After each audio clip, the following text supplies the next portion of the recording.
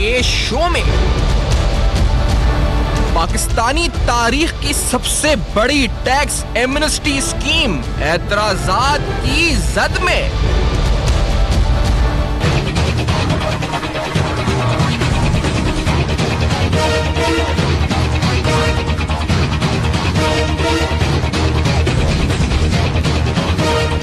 हुकूमती मुद्दत पूरी होने से 45 रोज कबल एमनेस्टी स्कीम, वजूहात क्या?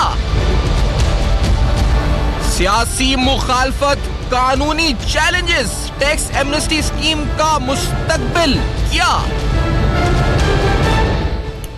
अस्सलाम वालेकुम। पस पर्दा हकायक सनसनीखेज इंकशाफात प्रोग्राम बेनकाब में हूँ आपके साथ सैफान खान।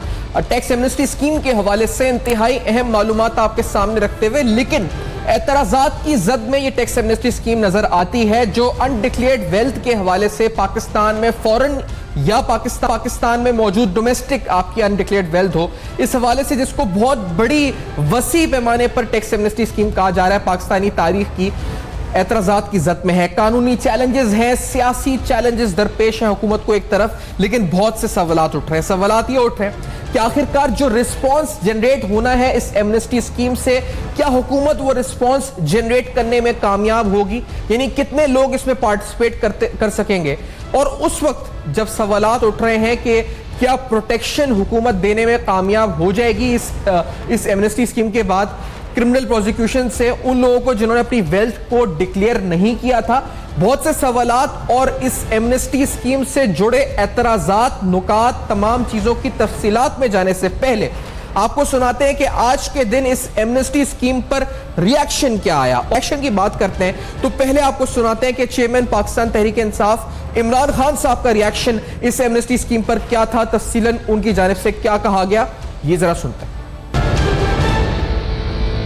मैं इस एमनेस्टी स्कीम को मेरी और मेरी पार्टी मुस्तरद करती है। जिन्होंने एमनेस्टी ली है सबको इन्वेस्टिगेट करेंगे। इन्होंने कहा ना कि जी सवाल नहीं पूछेंगे, हम सबको इन्वेस्टिगेट करेंगे। जिनका जायज का पैसा है, जिन्होंने सोर्स ऑफ इनकम दिखा सकते हैं कि किधर से उन्होंने जो भी इनकी एसेट्स लिए बाहर, वो उनको मिल सकती है एमनेस्टी स्कीम। लेकिन जो ये दिखा ही नहीं सकते कि किधर से पैसा आया है, इसका तो बड़ा आसान चीज है। ये अपने बच्चों के नाम किया हुआ है, नवाज ने और इसाक डार ने अपने बच्चों के नाम, मैं इनकी मिसाल दे रहा हूँ। तो ये तो कहेंगे जी वो गैर सियासी हैं और वो उनके नाम पे पैसा ले आएंगे वापस। हमने इसको पूरी तरह, हम इसको इस करप्शन की को प्रमोट करने के लिए हम इसके खिलाफ हैं। जब बार बार आप डाकुओं को ये स्कीम्स दे देते हैं तो मैं सवाल पूछता हूँ कि जो लोग ईमानदारी से इस मुल्क में टैक्स देते हैं वो तो बेवकूफ लोग निकले ना। आपने तो उनको ये पैगाम दिया कि तुम्हारे से ज्यादा बेवकूफ कोई है नहीं। पहले चोरी करो, टैक्स ना दो, करप्शन करो, थोड़ी देर के बाद एक स्कीम आ जाएगी, सारा आपका काला धन सफेद हो जाएगा। ये तो इमरान खान साहब का रिस्पांस था और उनका इस वक्त जो रिजेक्शन किया उनकी पार्टी ने इस हवाले से इस एमनेस्टी स्कीम को। सेनेटर रजा रब्बानी साहब जो कि साबिक चेयरमैन सेनेट हैं, उनकी तरफ से भी एतराज़ात सुनने में आए और इस स्कीम के ऊपर उनकी जानिब से क्या कहा गया, जरा ये सुन लें। पाकिस्तान सिग्नेटरी है United Nations convention against corruption 2005, जिसको रैटिफाई पाकिस्तान ने अगस्त 2007 को किया था। लिहाजा ये स्कीम उस कन्वेंशन की भी ऑब्लिगेशंस को यकीनी तौर पे उनकी भी ये खिलाफ वर्जी करेगी। अगर ऑर्डिनेंस लाया गया तो मैं ये इस्तदा पहले तो पीपल्स पार्टी की पार्लिमानी पार्टी जो सेनेट में है उसके सामने रखूंगा और फिर अगर वहां से मंजूरी हुई तो अपोजिशन की जो पार्लिमानी पार्टी है उसके सामने रखूंगा कि आर्टिकल 89 के तहत resolution for disapproval of the ordinance एक आईनी तरीका मौजूद है जिसके जरिए इस ऑर्डिनेंस को रद्द किया जा सके। आपने सुने सियासी एतराजात इस स्कीम के ऊपर। इससे मुतल्लिक कानूनी पेचीदगियां क्या होंगी, और बिलखुसूस जो लोग टैक्स उमूर को बड़ा बेहतर तरीके से जानते हैं वो इस एमनेस्टी स्कीम को किस तरह देख रहे हैं, और क्या ये रिस्पॉन्स जो हुकूमत एक्सपेक्ट कर रही है वो जनरेट कर सकेगी या नहीं कर सकेगी, ये अहम तरीन सवालात आज होंगे बेनकाब। इस ब्रेक के बाद मेरे साथ रहेगा।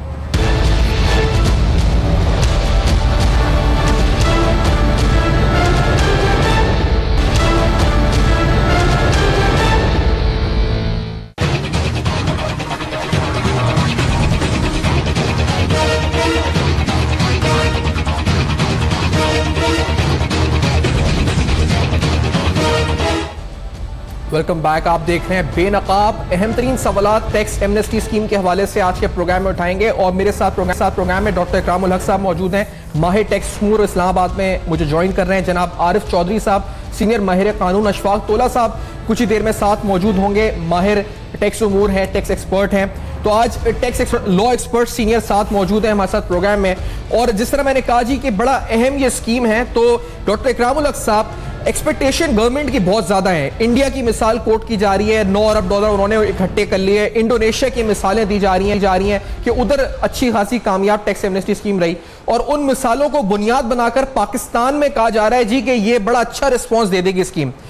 इकरामुल हक साहब, आपकी उम्मीदें क्या है इस पर, क्या होगा इस स्कीम का नतीजा? जी, कुछ अर्सा पहले उन्होंने खुद ही फरमाया था, जो हमारे इस वक्त प्रोक्लेम्ड ऑफेंडर भी हैं और एब्सकॉन्डर भी हैं वज़ीर ख़जाना साहब के, 200 अरब तो सिर्फ हमारा स्विस बैंकों में पड़ा है। अब समझ नहीं आती कि अगर आपको पता हो कि आपका 200 अरब डॉलर वहाँ पड़ा है, या तो ये झूठ बात थी, और अगर सच थी तो उसको लाने के लिए आपने कोई एफर्ट नहीं की, बल्कि 2014 में जब स्विट्ज़रलैंड तैयार था कि आपको इन्फॉर्मेशन भी दे देता, आपने वो मुआहदा जो साइन भी हो गया था उसको जो था आपने फ्रस्ट्रेट किया।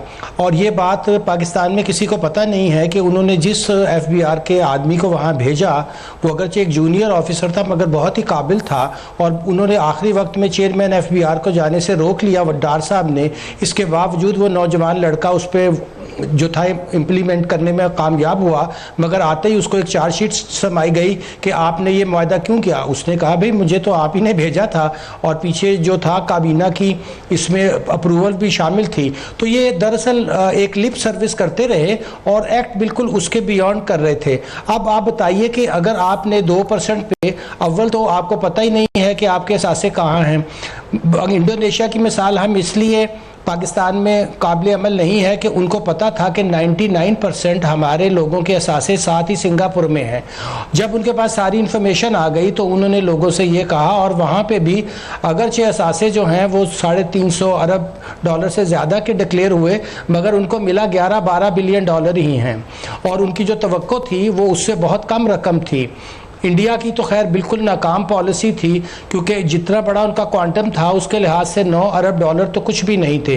अब देखा जाए तो ये दरअसल टैक्स एमनेस्टीज, तो इनको क्या कहा जाए, ये दरअसल पूरी स्टेट की पावर सरेंडर कर रहे हैं आप उन लोगों के हाथों में जिन्होंने यहाँ से पता नहीं किन ज़राए से पैसा बाहर भेजा, और वहाँ पे बाहर उनकी प्रॉपर्टीज़ भी हैं। लंदन में ही आप देख लीजिए कितने पाकिस्तानियों की प्रॉपर्टीज़ हैं। स्विस बैंक्स का तो मैं खुद नहीं कह रहा, ये आप रिकॉर्ड पे हैं हमारे वज़ीर ख़जाना जो अब प्रोक्लेम्ड ऑफेंडर भी हैं और एब्सकॉन्डिंग भी कर रहे हैं, कोर्ट के सामने भी आने से घबरा रहे हैं। उन पर अपने ऊपर एसेट्स बियॉन्ड मीन्स का केस है कि 400 के 900% कोई कहते हैं उनके असासे बढ़ गए हैं, और वो कहते हैं कि मैं क्यों बताऊँ, मैं तो वहाँ के एक बहुत आला ओहदेदार ने पैसे दे दिए थे। वो पैसे कब दिए, कैसे दिए, कितने मिलियन वो पाउंड थे, कैसे वो बैंकिंग सेक्टर में आए, इसका वो जवाब देने को तैयार नहीं है। तो एक तो देखिए इस तरह की पॉलिसीज़ जो हैं ये शो करती हैं कि रियासत जो है अपनी मुकम्मल रिट खो चुकी है, और फिर वो ईमानदार लोगों को सज़ा देती है जो ईमानदार टैक्स पेयर थे, और जिन लोगों ने चोरी की उनको रिवॉर्ड करते हैं। तो इस तरह की पॉलिसीज़ पाकिस्तान में कोई नया काम थोड़ी है, ये तो हम इस हुकूमत की ये चौथी टैक्स एमनेस्टी है। अब पहली 3 का क्या हशर हुआ, और चौथी के बारे में मैं कुछ कह नहीं सकता क्योंकि अभी इसके ऊपर बहुत लीगल चैलेंजेस हैं। उन्होंने फरमाया था कि ये एग्जेक्टिव ऑर्डर से है, मैं नहीं समझ सकता कि जब आर्टिकल 77 के होते हुए कोई टैक्स लगाना या उसमें छूट देना, तो सवाए पार्लियामेंट के उसकी तो लैंग्वेज ही एक नेगेटिव लीकॉज्ड है कि no tax can be levied. अब जब इतना क्लियर कॉन्स्टिट्यूशन का मैसेज है, फिर मैं आपको अर्ज करूं आर्टिकल 162 ये कहता है कि जहां कहीं भी रेट के अंदर आपने ऐसे कमी करें जिसका नुकसान सूबों की डिविजिबल पूल में से हो, तो ऐसा बिल ही पार्लियामेंट में नहीं पेश किया जा सकता जब तक कि उसके ऊपर प्रायर अप्रूवल प्रेसिडेंट की ना ली जाए। जाहिर है कि इन टैक्सों के अंदर जो अब हमारे एनएफसी अवार्ड के मुताबिक बड़ा शेयर तो सूबों का है। जब आप ये टैक्स छोड़ते हैं तो इसका मतलब ये हुआ कि आप सूबों को जो डिविजिबल पूल में से उनका राइट मिलना है वो भी चला जाएगा। सो इन सारे मामलात को अगर आप देखें तो आपको अंदाजा होगा कि ये स्कीम दरअसल मनी वाइटनिंग स्कीम है। इसको टैक्स एमनेस्टी तो वहां होती है जहां पे आप अपना टैक्स रिकूप करते हैं और साथ में आप कोई पेनल्टी भी लगाते हैं।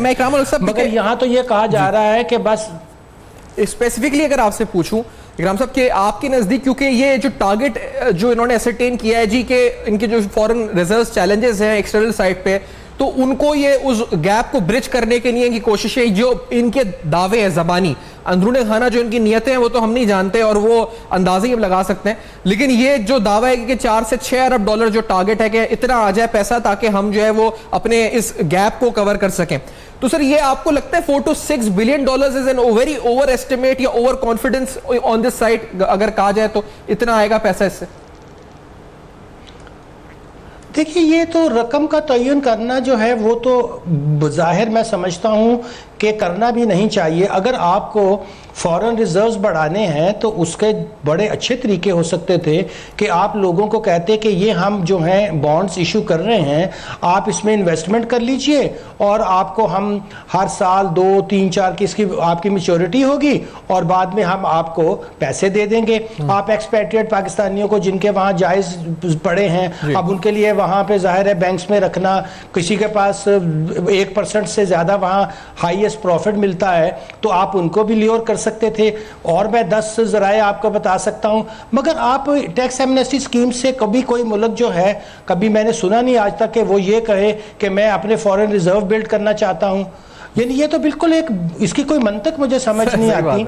बल्कि आप यूं कहिए कि दरअसल आप एक वाइटनिंग स्कीम ऐसी लाना, आप भी आपके यहाँ protection of economic reform act मौजूद है, अभी आपके यहाँ सेक्शन 1114 इनकम टैक्स का मौजूद है, आगे कौन सी पाकिस्तानियों को एमनेस्टियाँ नहीं मिली हुई। आपके पास तो परपेचुअल एमनेस्टीज हैं कि आप जाएं, एक रेमिटेंस ले आए, हुकूमत पाकिस्तान को डॉलर दे दें, आपसे कोई सवाल नहीं पूछा जाएगा।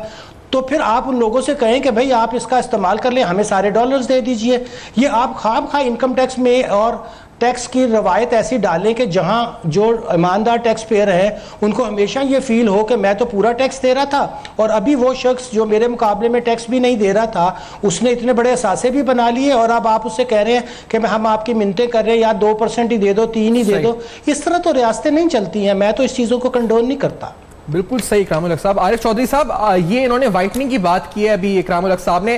चौधरी साहब, इसको जोड़ा जा रहा है या इसकी मसलत एनआरओ से भी लीगली लोग कहते हैं जी कि लेजिस्लेशन हुई थी, केसेस माफ हो गए थे लोगों के, यहां पर एक तरह से उनको कहा जा रहा है कि आपको प्रोटेक्ट किया जाएगा अगेंस्ट क्रिमिनल प्रोसिक्यूशन, आपको कोई पूछेगा नहीं कि आपका सोर्स क्या था, आपके पास पैसा कहां से आया था, आपने किस तरह खर्च किया, इस्तेमाल किया, लेके किस तरह गए।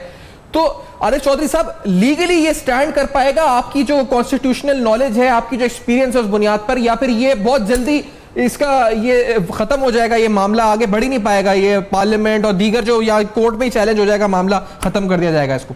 चौधरी साहब, पहली बात तो यह है कि ये जो आपने फरमाया वाकई दुरुस्त है, ये मामला कोर्ट में जाने से पहले ही ख़त्म हो जाएगा और उसकी वजह ये टाइम बहुत थोड़ा है और आर्डिनेंस हो नहीं सकता इस तरह। ये अपने तौर पे जो करने की कोशिश कर रहे हैं, अगर इन्हें इनकी नीयत दुरुस्त होती और जो लेजिस्लेशन का तरीक़ेकार है उसके लिए इन्होंने तो आज तक अगर लेजिस्लेशन की है तो महज अपने पर्सन स्पेसिफिक लेजिस्लेशन की है, जहां इन्होंने अपने बेनिफिट्स के लिए और ख़ास तौर पे नवाज शरीफ साहब के लिए किया है। 2-3 चीज़ें जो यहाँ देखने वाली हैं वो हमें तारीख देखना पड़ेगी कि यहाँ अगर इन्होंने कभी भी पाकिस्तान में कर्ज उतारो मुल्क संवारो वाली मुहिम चलाई तो आज वो स्कीम जो है हमारा मुंह चढ़ा रही है, और बाहर मैं जाता हूं तो पाकिस्तानी जो है वो धड़ाधड़ ये बात हमें बताते हुए नजर आते हैं कि देखें, हम वो अहमक लोग थे जिन्होंने पाकिस्तान को संवारने के लिए और कर्ज उतारने के लिए इनको इतने पैसे दिए, और हमें जब ये नजर आते हैं हालात, लोग यानी बाकायदा इशारा करके पूरे के पूरे ब्लॉक्स दिखाते हैं ईस्ट लंदन में और बाकी सारी जगहों में, जो अभी यानी बहुत सारी चीज़ें लोगों के सामने अभी मौजूद नहीं है, और वो दिखाते हैं कि जो हम अपने खून पसीने की कमाई से पाकिस्तान से साथ मोहब्बत की वजह से हमने इन्हें पैसा दिया, वो हमें यहाँ नज़र आ रहा है।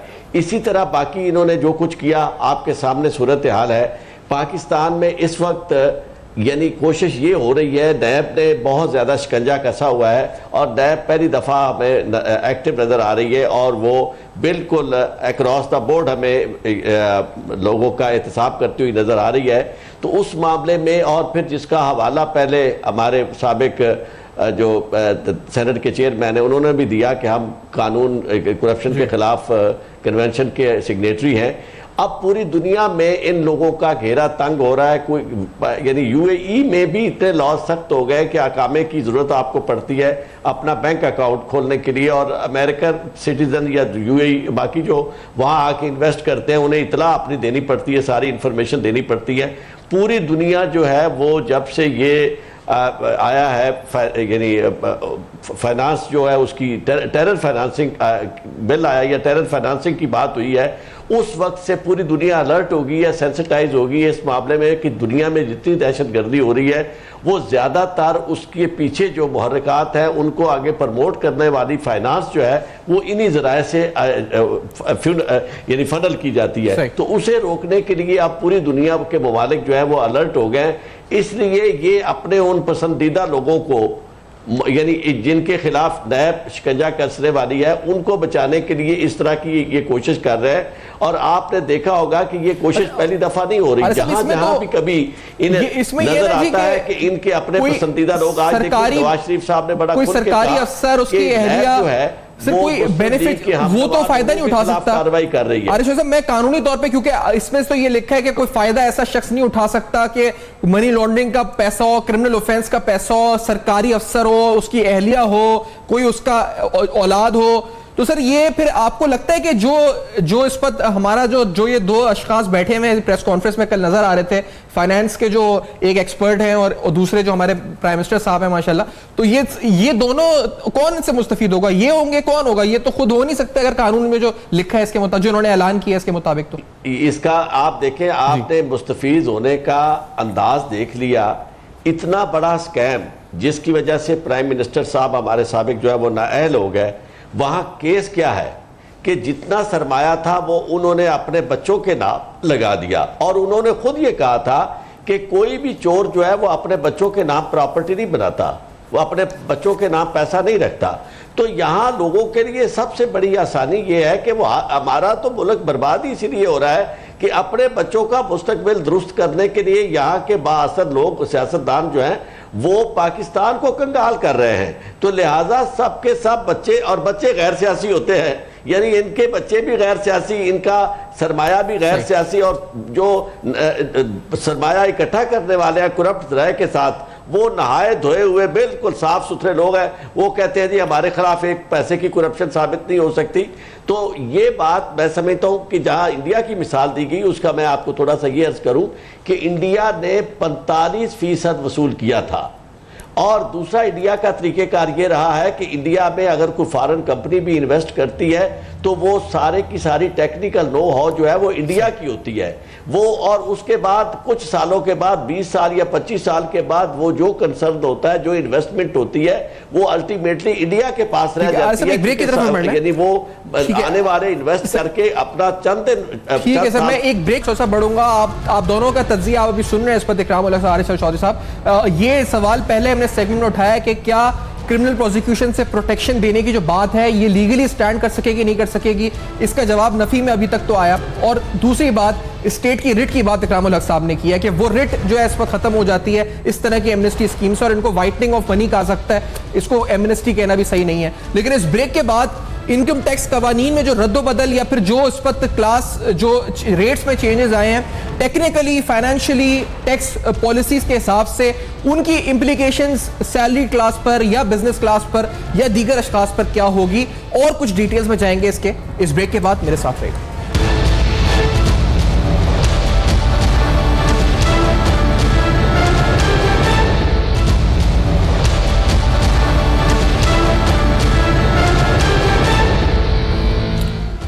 Welcome back. आप देख रहे हैं बेनकाब अहम तरीन सवालात, अहम तरीन संगीन मामला जिनका ताल्लुक टैक्स एमनेस्टी स्कीम से है, जिनका ताल्लुक पाकिस्तान की मईशत से है। पाकिस्तान में क्या डॉलर्स की भरमार हो जाएगी इस स्कीम के आने के बाद? हुकूमती दावे हुकूमत जो एक्सपेक्ट कर रही है, क्या हुकूमत 4 से 6 अरब डॉलर या 5 अरब डॉलर, कितना पैसा इससे आ सकेगा, कितना कॉन्फिडेंस यकीनी तौर पर लोग इस पे दिखाएंगे, बिलखुसूस वो प्रोटेक्शन जो क्रिमिनल प्रोसिक्यूशन से कहा जा रहा है होगी? अभी आपको इमरान खान साहब को सुनवाया, वो कहते हैं एक एक आदमी जिसने फायदा उठाया स्कीम से उसका नाम लेके इन्वेस्टिगेट करेंगे कि किसने पैसा इस पर एमनेस्टी स्कीम से फायदा उठाया।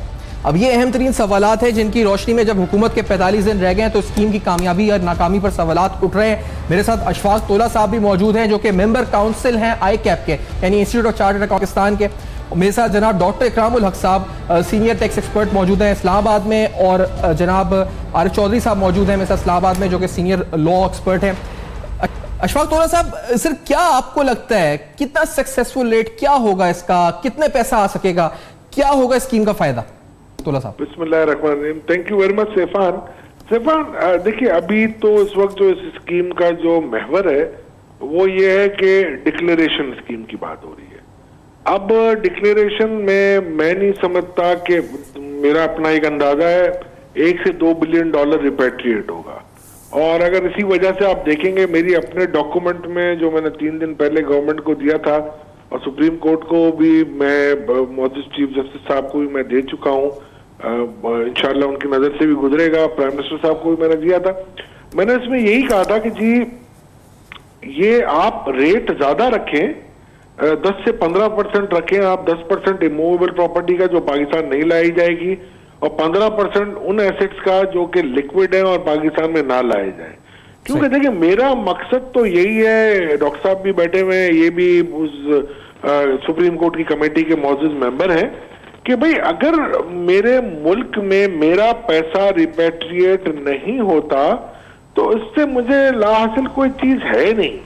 तो मैं ये समझता हूं कि जब तक आप कोई ऐसी स्कीम को उसको अमली जामा ना पहना सकें कि जहां पर वो डॉलर आपके पास आए और वो आपकी जो यहाँ पर इन्वेस्टमेंट नीड्स हैं या जो आपकी डॉलर नीड्स हैं वो आपकी पूरी करे और आपकी जो रिलायंस हो वो फॉरेन इंस्टीट्यूशन से कम हो, तो ही मेरी इकोनॉमिक्स वर्कआउट होती है। वरना मैं ये समझता हूँ ये डिक्लेरेशन तो हो जाएगी, बिल्कुल ठीक है कि आइंदा के लिए आपको फायदा हो सकता है कि जी ये डिक्लेरेशन के हिसाब से हम उनको बुला के कह सकते हैं कि जी आप अपनी इनकम आप हमें बताएं कि क्या हो रही है। और वो बड़े कॉम्प्लिकेटेड टैक्स लॉज होते हैं कि अगर फर्ज करें मेरा यूके में है तो डबल टैक्सेशन ट्रीटी के हिसाब से मैंने वहां कितना टैक्स पे किया, और वैसे ही अब आपके लोअर रेट हो गए हैं जब, तो मेरा ख्याल है डॉक्टर साहब मुझसे शायद इत्तफाक ही करेंगे कि हमें कुछ मिलने वाला नहीं है फ्यूचर का भी टैक्स। लेकिन तो मैं ये समझता हूं, आपने जो बात की 1 से 2 अरब डॉलर, सर ये जो 2% पे आपने जिस तरह का रेट ज्यादा होना चाहिए था, मैंने पढ़ा था आपका 3-4 दिन पहले भी जो आपने एक भेजी थी रिपोर्ट, तकरीबन उससे मुमासलत रखती है स्कीम। सर मुझे ये अब अगर 5 अरब डॉलर भी आते तो हम 2% पर 100 मिलियन डॉलर इकट्ठा कर सकते थे मैक्सिमम। तो सर ये तो अगर 1-2 अरब डॉलर है तो दैट मींस के 2% के हिसाब से तो बहुत ही कम है, और जो 5 अरब डॉलर भी कोई इतना सब्सटैंशियल हमारे फॉरेन रिजर्व्स पे कोई डिफरेंस नहीं लेकर आएगा। कोई हम ये नहीं कह सकते कि बड़ा ड्रास्टिक इंप्रूवमेंट आ जाएगा अगर 5 बिलियन डॉलर्स भी हो जाए, लेकिन आप तो 1 से 2 अरब डॉलर की बात कर रहे हैं। तो ये मेरा अपना एस्टिमेट है और मैं कभी किसी को मैं ना मायूस हुआ हूँ ना मायूस करता हूँ। ये एक हमारा ख्वाब है लोगों का कि जी कि वो कहते हैं ना ख्वाब शर्मिंदा है ताबिर होगा जी, कि जी 10 बिलियन आ जाएंगे। अच्छा तोला साहब एक चीज की वजाहत करते सर, ये बता दें कि ये जो 1 लाख ये जो टैक्स टेबल हम देख रहे हैं सर, ये सैलरीड और बिजनेस इंडिविजुअल्स दोनों के लिए है, फॉर सैलरीड है, फॉर बिजनेस है, जो 1 लाख से कम इनकम के ऊपर टैक्स एग्जेम्पशन दी गई है?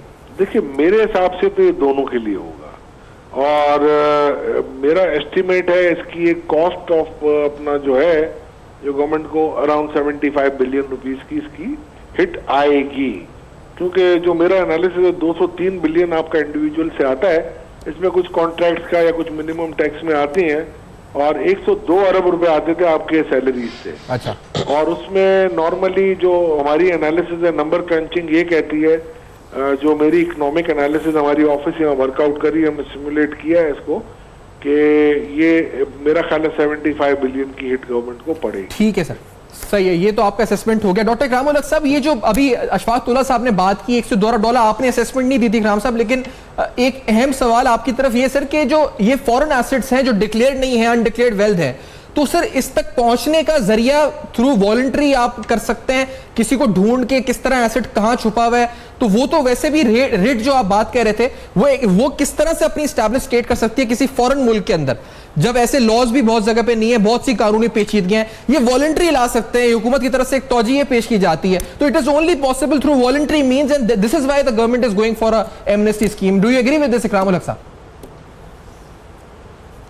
नहीं, ऐसा हुआ नहीं। देखिए, जो तजर्बात हमारे सामने आए थे वो ये थे कि इटली जैसे मुल्क ने भी, जहाँ कहा जाता है कि दरअसल वो हमारे ज़्यादा करीब हैं, क्योंकि वहाँ भी एक बर्लस्कोनी साहब तशरीफ़ रखते थे जो एज ए वज़ीर आज़म इटली में, वो भी तकरीबन वैसे ही हरकतें करते थे जैसे हमारे हुक्मरान करते हैं, और फिर आपने देखा कि उनको इटली के सीन से हटा दिया गया। सोर की भी एक बिजनेस एम्पायर थी, और फिर जब वो दोनों वहाँ मिक्सअप हुए तो फिर इटली को में देखा कि क्या रिएक्शन हुआ। उन्होंने भी स्विस बैंकों के साथ नहीं, बल्कि स्विस गवर्नमेंट के साथ एग्रीमेंट किया कि हमारे जिन लोगों के भी यहाँ अकाउंट्स पड़े हैं, आप उसके ऊपर हमें ये टैक्स दीजिए। देखिए, जब आप टैक्स एमनेस्टी की बात करते हैं तो उसका दो पर्पज़ होते हैं। एक ये होता है कि आपने रिकूपमेंट ऑफ लॉसेस जो है वो करना होता है, और उसके लिए आप कुछ रायत देते हैं। यहाँ जो बात हो रही है वो दरअसल वाइटनिंग ऑफ टेंटेड मनी की हो रही है। मैं आपसे अर्ज़ करूं कि पाकिस्तान के अंदर तो ऑलरेडी आपको ये विंडो हासिल थी कि अगर आप फॉरेन करेंसी अकाउंट में कोई पैसा रखें तो protection of economic reforms act के तहत आपसे कोई सवाल नहीं पूछा जाएगा। फिर बाद में 2001 में फॉरेन करेंसी प्रोटेक्शन ऑर्डिनेंस आया, उसमें भी ये कहा गया कि जो आप भी यहाँ रखना चाहें, ख़रीद कर डालना चाहें, बाहर भेजना चाहें, आपसे कोई सवाल नहीं पूछा जाएगा। फिर खुद इनकम टैक्स के अंदर मैंने अर्ज़ किया, सेक्शन 1114 आपसे ये कहता है कि आप कोई भी रेमिटेंस ले आइए थ्रू नॉर्मल बैंकिंग चैनल, तो आपसे कोई सवाल नहीं पूछा जाएगा। अगर हमने कोई सवाल नहीं पूछना, ये टैक्स का महकमा बंद कर दें। वजह यह है कि अगर आपने इतने बड़े बड़े होल रखने हैं, आपने इतनी बड़ी चीज़ें नहीं करना, आपकी विल नहीं है, तो आपको एक सतह पे जाकर फैसला करना पड़ेगा कि एक तरफ आपका फिस्कल डेफिसिट बढ़ता है, एक तरफ आपका एक्सटर्नल अकाउंट के ऊपर दबाव आते हैं। कभी आप जाते हैं डोनर्स के पास, वो फिर आपसे कहते हैं कि आप अपने डिसिप्लिन पैदा करें, आपको बुरा लगता है।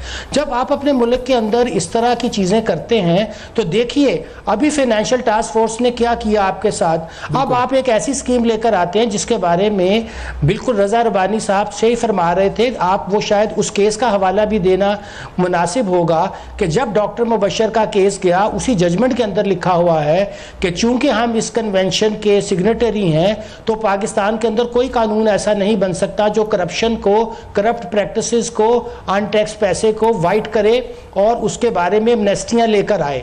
अब उसी जजमेंट के अंदर आपको याद होगा कि कुछ हदायत दी गई थी कि किसी एक शख्स के खिलाफ कार्रवाई करनी थी, वो दोबारा से वो जो पैसा हमने लिख दिया था हमें नहीं चाहिए 60 मिलियन, उसकी रिट्रीवल करनी थी। आप मुझे बताइए कि इतने साल गुजर गए हैं, उस एक फैसले पे तो हम अमल दरामद नहीं कर सके। यहाँ का पॉलिटिकल कल्चर क्या है, अभी तक असगर खां केस में जो पैसा लिया गया उसको हम